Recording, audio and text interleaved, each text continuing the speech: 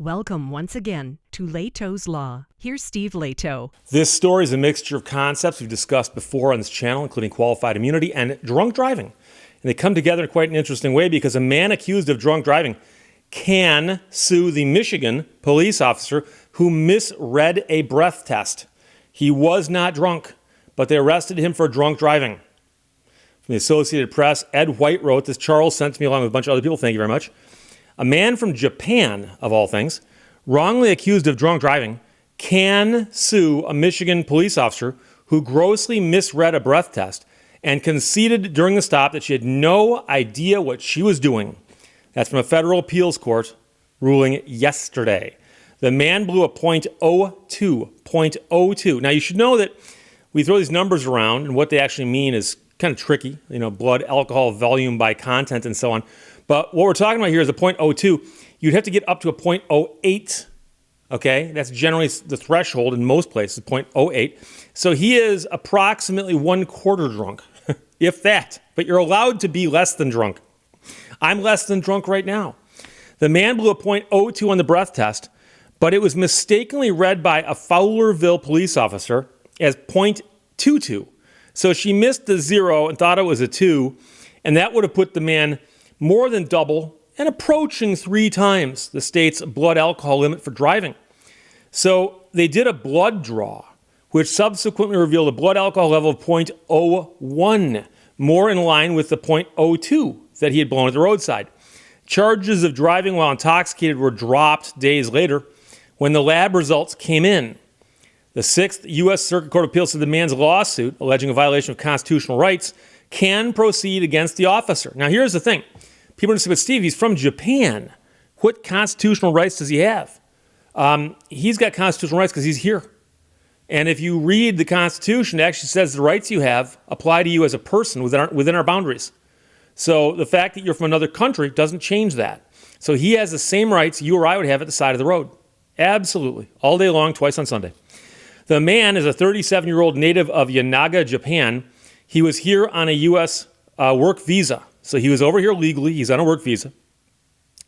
And the judge who wrote the opinion, which is 3-0, by the way, so that's a good opinion, it would be evident to a reasonable officer that the man was quite apparently sober. So a reasonable jury could conclude that the arrest was not supported by probable cause and the officer was not entitled to qualified immunity. So it's good to see them draw the line somewhere. But yeah, you can't just arrest somebody who blows a .02 and go, yeah, dude, you're drunk. The attorney representing the police officer said he was disappointed by the decision and believes the man's performance on roadside sobriety test was enough to arrest him. So the man's at the side of the road doing a roadside sobriety test. And I don't know if you've ever seen the movie Man with Two Brains, but Steve Martin has to perform a roadside sobriety test in Europe. And I suppose the same thing might occur here, where somebody's not familiar with our culture that much, is here and asked to do a bunch of things like, I don't know, repeat the alphabet. I don't know what the roadside sobriety test would look like near Fowlerville, Michigan. I know where Fowlerville is. Fowlerville is kind of over this way, a little bit kind of west and north of Detroit. It's farming country. Fowlerville is a fairly smallish town. It's not tiny. It's not Bad Axe tiny, but it's a smallish town. But Fowlerville's over there, and the man was passing through Fowlerville when all this happened. So the appeals court said that another officer at the scene testified that the tests were administered incorrectly, which may have affected the results. So you can't give the guy a bad test and go, well, we may have done that wrong. You're under arrest. The court noted that the officer was a rookie, and at one point in time, she got on the radio and said, I have no idea what I'm doing. I have no idea what I am doing. I'm repeating that for emphasis. I have no idea what I'm doing. If you are in a job and you find yourself broadcasting that to other people using a radio or some other broadcasting device, you might want to ask yourself if you've made all the right life choices. To find yourself at the side of the road giving a roadside sobriety test and breath tests to a person where you have no idea what you are doing and then you arrest them.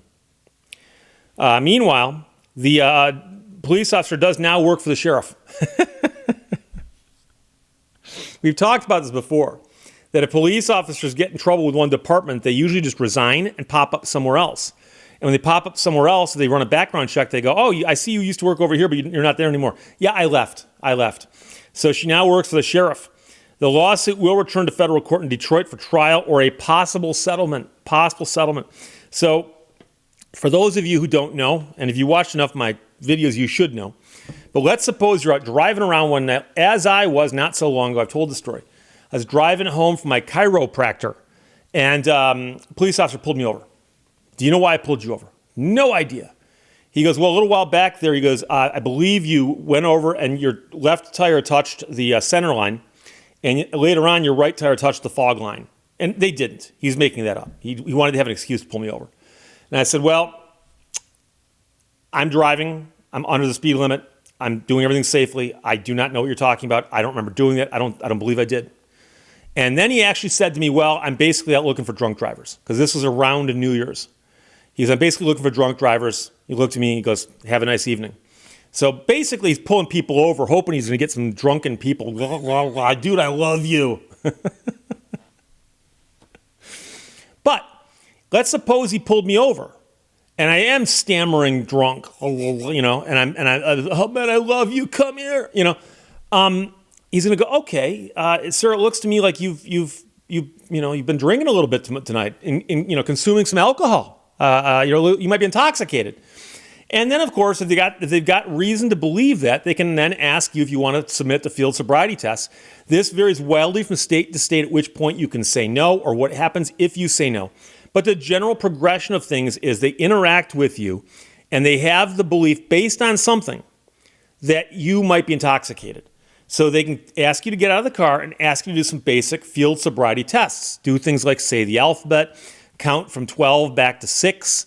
And a lot of these things are very easy to do when sober, a little trickier to do if drunk at the side of the road at night, okay? And you can find these online, by the way. There's literally millions of traffic stops on YouTube involving field sobriety tests. And if you fail a field sobriety test, they'll tell you and go, look, we think you failed that.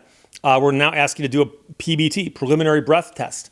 And if you don't do that, or if you refuse to do it, they might be able to do things to you such as take you someplace and get a court order for a breath test or a blood sample or something. But the point is that at each step, they're supposed to confirm that they've got the right to proceed. So they pull the guy over for whatever reason, we don't know, it's not in the story, out near Fowlerville, Michigan. And he's from Japan, and the officer is convinced that he's drunk. So they have him do some field sobriety tests. We don't know what kind they were, but the attorney for the officer says his performance was not good enough to pass the field sobriety tests. Okay, have him blow the breathalyzer, the preliminary breath test. And the whole thing you've got to remember about a PBT, and I've heard officers say this in the videos on YouTube where they show pullovers in traffic. I've seen this before, where an officer goes, blow the PBT. If you're drunk, it'll show us. If you're sober, it will show us.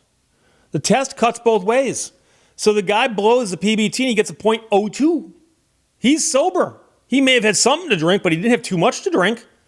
.02. He ain't drunk. So for whatever reason, the rookie gets on the radio and goes, I have no idea what I'm doing. And then she arrests the guy. Now, it's true. Some people are going to point this out and say, Steve, PBT is only there to test for the presence of alcohol. What if he's hopped up on goofballs? What if he's using drugs, other than? Well, that's possible, I suppose. But of course, that would have been borne out by the blood test they did. They took a blood sample. Did anything pop up in the blood sample besides the 0.01% alcohol? No. So note to police officers that when you give someone a PBT and it zeroes out or close to it, you've got to admit you've been beaten. Your reading of the field sobriety test was wrong. And I have had clients who blew zeros. I've never had a client arrested for it, not for drunk driving, but I've seen a report where the officer wrote in that the person blew zeros. 0.0. 0.0. Okay? And they noted that in the report. So guess what? The guy's not drunk.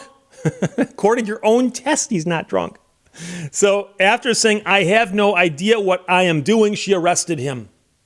And then charges were dismissed when the lab report comes back, and the lab people do know what they're doing, and they go, 0.01%. Guy's not drunk. Guy's not drunk. So think about it from his viewpoint. He's in America working. He lives in Japan. He spent the night in jail for not being drunk because an incompetent cop said, I have no idea what I'm doing, and she was telling the truth. Good news, she now works for the sheriff. I'm joking. I would think that if somebody was working someplace, they screwed something up this badly, made it into the national news saying, I have no idea what I'm doing. I'm surprised that they can just quietly go to a different force. Now they're working for the sheriff. So now the sheriff's got someone working for him who has no idea what she's doing. Maybe they can train her.